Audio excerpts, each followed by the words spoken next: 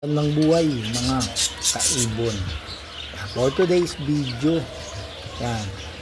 Ano nga ba ang mga sukat ng nest box or nest basket para sa ating mga ibon? Para ito sa mga newbie na lagi nagtatanong at may isang comment pa nga dito sa aking video na ang tanong niya ay, Sir, ano nga ba ang pwedeng sukat ng itlogan ng aking mga ibon, at kung ano-ano yung mga sukat or mga pwedeng ilagay na paitlogan sa kanya daw na mga ibon. Yan, pag-uusapan natin yan mamaya, yung iba't ibang klaseng paitlogan ng ating mga ibon at kung anong uri ng ibon na pwedeng paitlogan dun sa nababagay na sukat. Yan, sa pagbabalik at pagkatapos ng introng ito.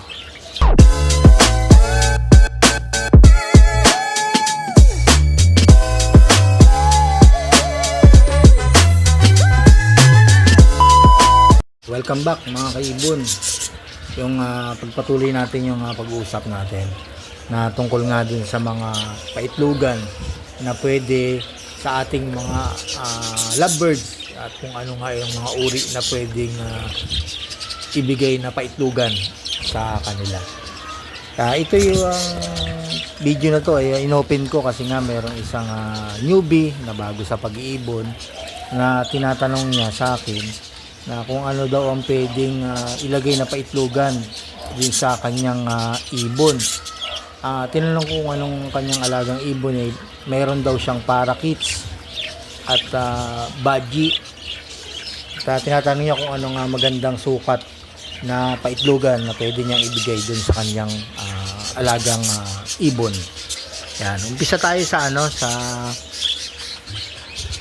sa nest basket. Ano nga ba ang pwedeng ilagay or na paitlogan na pinababagay dyan sa nest basket na yan, kung ano nga uri ng ibon? Ayan nga, ang nest basket ay para sa finches, yung sa mga small bird tulad ng society finches at zebra finches. Yan ang pwede dyan sa nest basket na yan. Pwede rin pala yan sa Golden finches. Naman tayo sa pwede pang paglagyan o paitlogan ng pinches at yung pull out nest box. Yung kaibon, yung pull out nest box, pwede rin yan sa pinches o dun sa mga small or medium na mga ibon na maliliit. Yan, tulad ng Java. Yan, Java pinches, Golden, zebra, and society pinches. Yan ang pwedeng ilagay natin sa ating cage, paitlogan ng ating mga ibon. Yan, para sa mga small small bird lang yan nga yung mga sinabi ko, yung Java, Golden, zebra, and society. Yan, dalawang klase po yan. Yung katulad ng unang-una, yung nest basket, at itong pangalawang pull out nest box. Yan yung pwede nating gawing paitlogan ng ating maliliit na ibon. Yan, doon naman tayo sa sa isang doon naman po tayo sa isang paitlogan ng ating ibon. Yan ang sukat niyan ay 6x6x10. Yung sukat na yan na 6x6x10 ay pwede yan sa parakeets. Yan yung tamang sukat na para sa ating mga parakeets.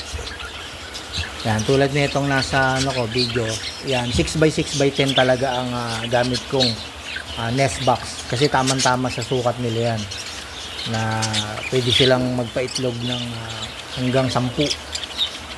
Yan, doon naman tayo sa sa pang-apat na paitlogan na pwede rin sa ating mga ibon ay ang 8x8x10.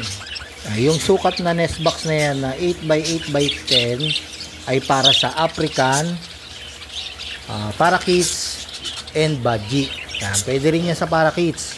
At konti lang naman ang diferensya, pero mas maganda yan na yung 8x8x10 ay sa African at Baji. Ngayon merong ibang nest box na 8x8x10 na merong metal na aluminum na paikot dun sa butas ng nest box. Yan, kasi itong pinakita ko sa inyo ay plain lang to. Kasi kalimitan talaga nagngangat-ngat ang ating mga African, lalong-lalo na yung mga yan, tulad ng Baji. Yan, mahilig din magngat-ngat niyan, kaya meron din dalawang klase yan. Yung ang butas ay merong aluminum na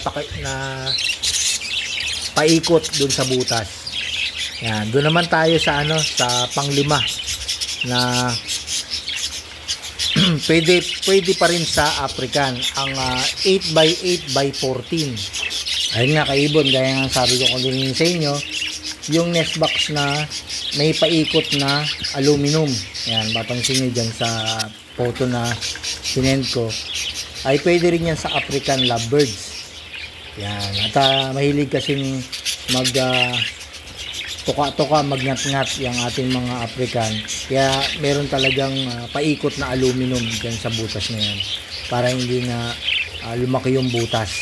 Yan, doon naman tayo sa pang-anim na pwedeng nest box sa ating mga ibon. Ayun nga mga kaibon, yung panghuli na nest box para nga sa ating alagang ibon ay ang 12x12x12. Ayan nga mga kaibon, yung sukat na yan na 12x12x12 ay para sa cockatiel naman, yung sa mga medium bird na ating alagang ibon. Yan, meron dalawang klase din yan, yung merong paikot na metal or aluminum sa butas, kasi mahilig din talaga magnat-ngat yan.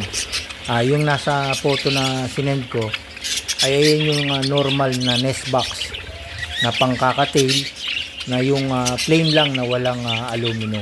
Pero mas maganda po, ang advisable ko, ang kunin nyo po na nest box ay yung merong aluminum na nakapaikot dun sa butas.